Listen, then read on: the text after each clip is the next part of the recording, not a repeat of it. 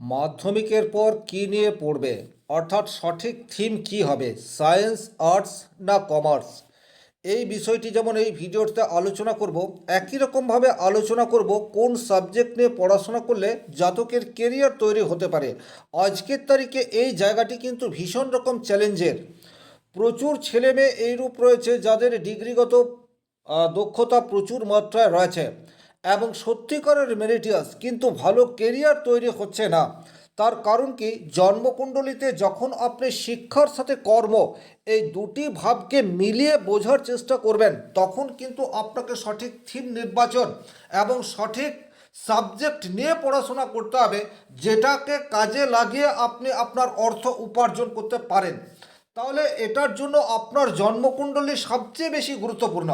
নমস্কার, আরও একটি নতুন ভিডিও আপনাদের স্বাগত জানাই। আমি শ্রী বিশ্বজিৎ।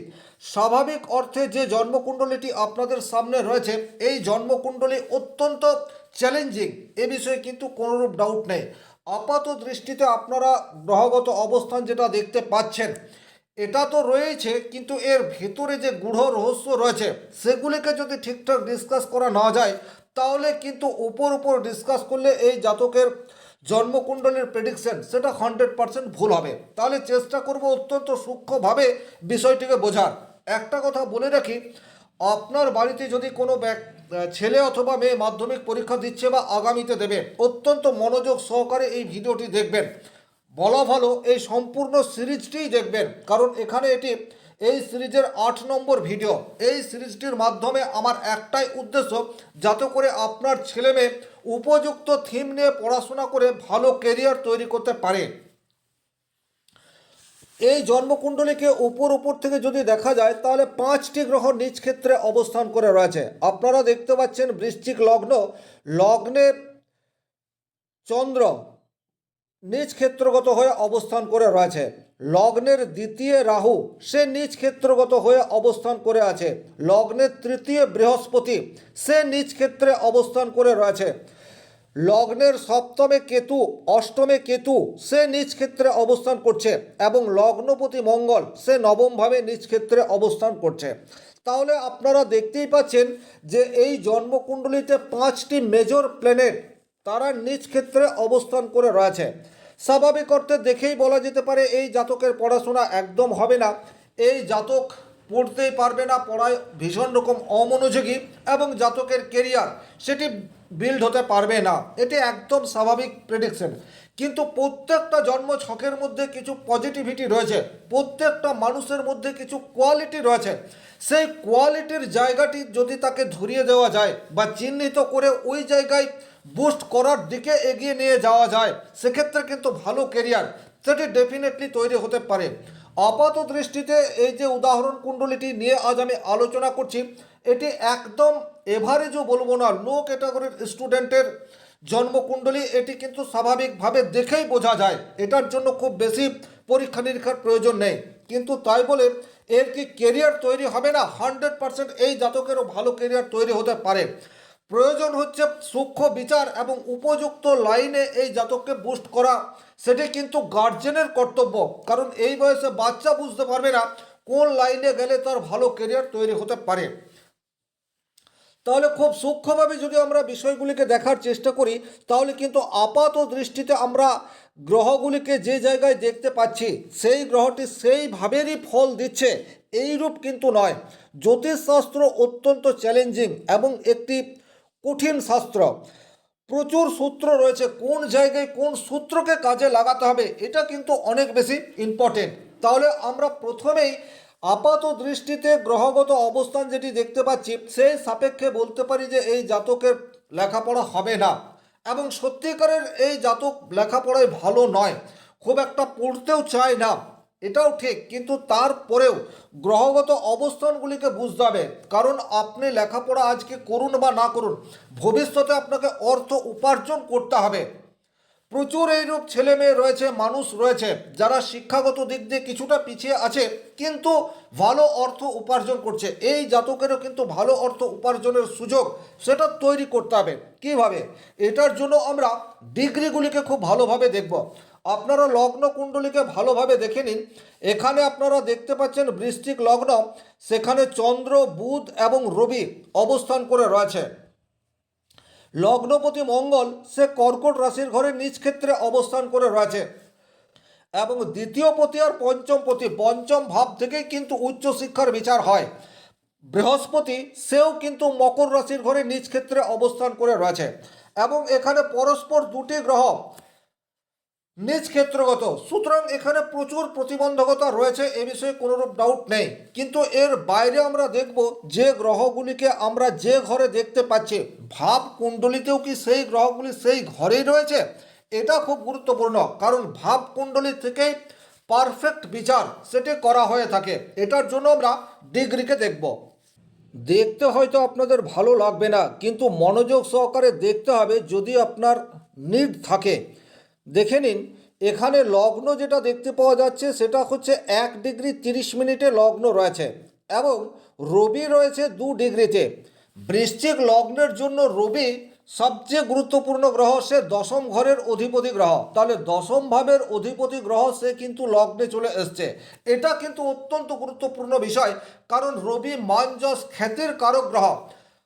সুতরাং এখানে কর্মের অধিপতি গ্রহ রবি সে লগ্নে চলে আসছে, সুতরাং কর্মক্ষেত্রটা বেটার, এটা আমরা নির্দ্বিধায় বলে দিতে পারি। দ্বিতীয় গ্রহ আমরা যদি চন্দ্রকে দেখি, চন্দ্র এখানে 28 ডিগ্রি 58 মিনিটে রয়েছে। তাহলে এখানে লগ্ন বৃশ্চিক রাশিতে থাকলেও চন্দ্র কিন্তু লগ্নের ফল দেবে না, চন্দ্র দ্বিতীয় ঘরের ফল দেবে, কারণ লগ্ন রয়েছে 1 ডিগ্রিতে। অত্যন্ত টেকনিক্যাল বিষয়, ভালোভাবে বুঝবেন। 1 ডিগ্রিতে লগ্ন, লগ্ন মানে হচ্ছে মধ্যবিন্দু, প্রত্যেকটা ঘর 30 ডিগ্রি করে হয়। তাহলে এখানে বৃশ্চিক রাশির 16 ডিগ্রি পর্যন্ত হচ্ছে লগ্নের বিস্তার। তাহলে 16 ডিগ্রির পরে রয়েছে 28 ডিগ্রিতে চন্দ্র রয়েছে, সুতরাং এখানে চন্দ্র দ্বিতীয় ঘরের ফল দেবে। এই বিষয়টি কিন্তু আপনাদেরকে বুঝতে হবে। এর বাইরে লগ্নে আমরা বুধকে দেখেছি, বুধ রয়েছে 10 ডিগ্রিতে। তাহলে লগ্নে দুটি গ্রহের পজিটিভ ভাইব্রেশন আমরা পাচ্ছি, একটা হচ্ছে বুধ আর একটা হচ্ছে রবি। তাহলে রবি মান যশ খ্যাতি এবং কর্মের কারক গ্রহ আমরা প্রত্যেকেই জানি, আর বুধ হচ্ছে কমিউনিকেশনের কারক গ্রহ, মানুষের সাথে যোগাযোগ স্থাপন, বাক্য এর কারক গ্রহ হচ্ছে বুধ, বিজনেস এর কারক গ্রহ হচ্ছে বুধ। তাহলে জাতকের কর্মের স্থানটি পজিটিভ, এটা কিন্তু আমরা বলতে পারি। এরপর যদি আমরা লগ্নপতির অবস্থানকে দেখি, তাহলে লগ্নপতি হচ্ছে বৃশ্চিক লগ্নের জন্য মঙ্গল। এই মঙ্গল কিন্তু 20 ডিগ্রিতে রয়েছে। 20 ডিগ্রিতে মঙ্গল নবম ভাবে অর্থাৎ ভাগ্যস্থানে নিজ ক্ষেত্রগত হয়ে রয়েছে, কিন্তু এখানে নবম ভাব অপেক্ষা দশম ভাবের পরিণাম এই মঙ্গল দেবে। তাহলে মঙ্গল দশম ভাবের পরিণাম দেবে, তার কারণ হচ্ছে আমরা আগেই বললাম ডিগ্রিগত দিক দিয়ে লগ্নের বিস্তার সেটি 16 ডিগ্রি পর্যন্ত থাকবে। তাহলে এখানে কর্কট রাশির 16 ডিগ্রি পর্যন্ত লগ্নের বিস্তার, এটা আমরা বলতে পারি। আর যেহেতু 20 ডিগ্রিতে রয়েছে, সুতরাং দশম ভাবের ফল দেবে। এখন দশম ভাবে মঙ্গল সে কিন্তু দিক বলি হয়, এটাও শাস্ত্রে উল্লেখ রয়েছে। তাহলে এই জাতকের শিক্ষাক্ষেত্র সেটা কিন্তু যথেষ্ট ডিস্টার্ব, এ বিষয়ে কোনোরূপ ডাউট নেই। কিন্তু কর্মের জায়গায় কিছু পজিটিভিটি সেটা কিন্তু এই জন্মকুণ্ডলীর ভিতরে লুকিয়ে রয়েছে। আরও আমরা বিষয়টিকে দেখব। এখানে রাহুকে যদি আপনারা লক্ষ্য করেন, রাহু 29 ডিগ্রিতে রয়েছে।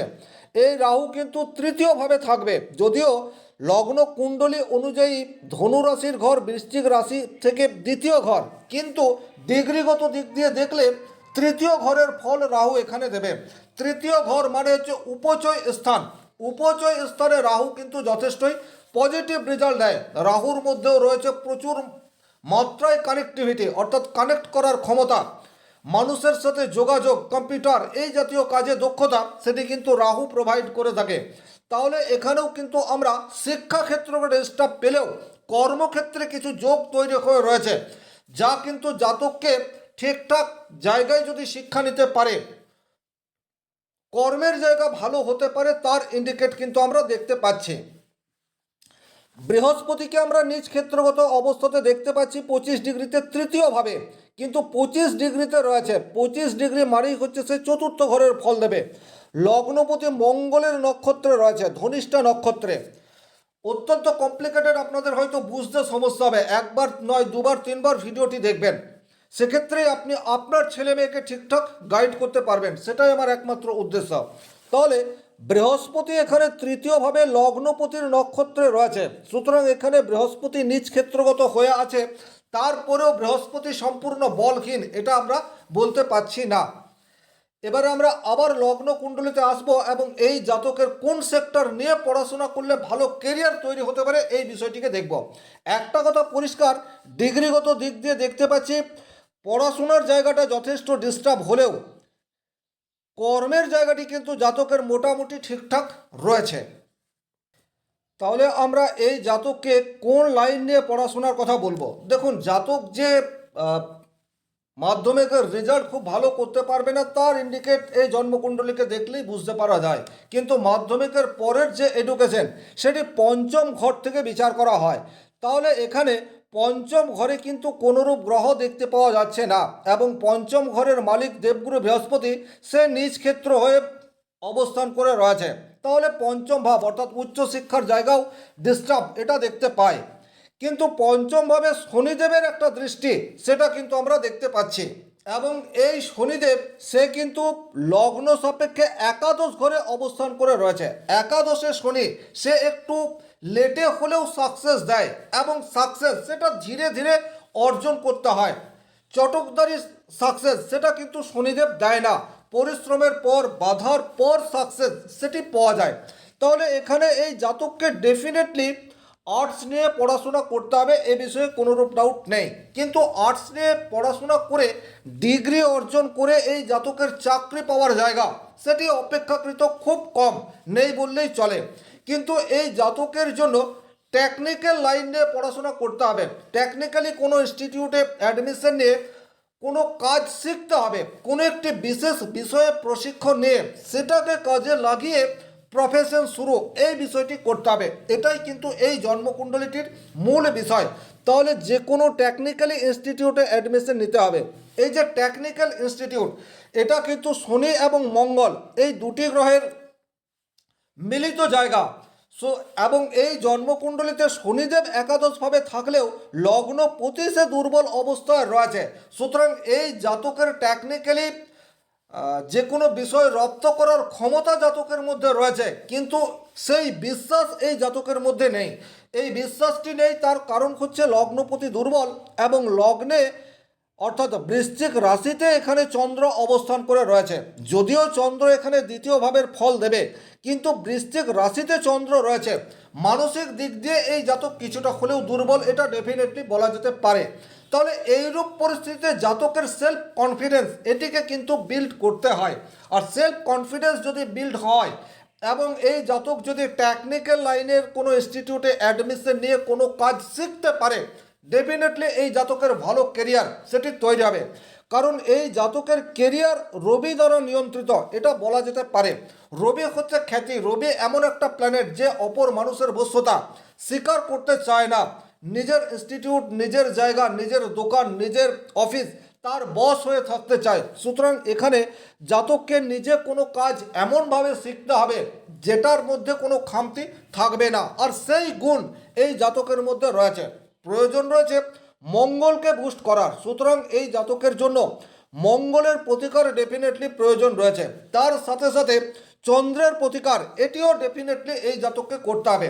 মিলিতভাবে মঙ্গল এবং চন্দ্রের প্রতিকার করলে এই জাতকের কনফিডেন্স লেভেল এটা আস্তে আস্তে বিল্ড হবে, এবং জাতক ভালো কেরিয়ার সেটি তৈরি করতে পারবে। এই ছিল এই ভিডিওটির মূল আলোচ্য বিষয়। ভিডিওটি যদি ভালো লাগে সেক্ষেত্রে অবশ্যই লাইক করবেন এবং প্রয়োজনীয় মানুষের কাছে বেশি বেশি করে শেয়ার করে দেবেন। এতক্ষণ পর্যন্ত ভিডিওটি যারা দেখলেন তাদেরকে অসংখ্য ধন্যবাদ। শনি মহারাজের কৃপায় আপনাদের প্রত্যেকের মনস্কামনা পূর্ণ হোক এই আশা রেখে আজকের ভিডিও এখানেই শেষ করছি। ভালো থাকুন, সুস্থ থাকুন, ধন্যবাদ।